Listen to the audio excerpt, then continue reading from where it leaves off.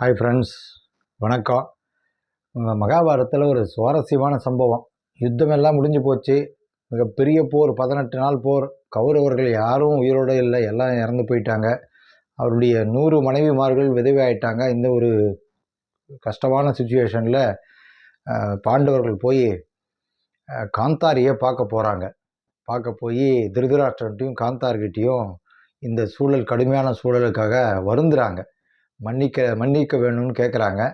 அப்போ காந்தாரி பெருந்தன்மையோட ஒருத்தரையாக மன்னிக்கிறா.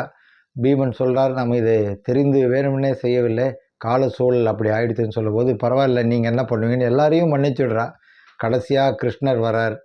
கிருஷ்ணரை பார்த்து அவள் கேட்குறா, இவர்களெல்லாம் நான் மன்னிச்சிட்டேன், ஆனால் உன்னை நான் மன்னிக்கவே மாட்டேன். நீ நினச்சிருந்தா இந்த யுத்தத்தை நடக்காமல் தடுத்துருக்கலாம், இத்தனை உயிர் சேதங்களை எல்லாம் தடுத்துருக்கலாம். அதனால் உன்னுடைய எது வம்சமே, யாதவ வம்சமே நாசமாக போகட்டும்னு, அழிஞ்சு போகட்டும்னு சாபம் கொடுத்துட்றார்.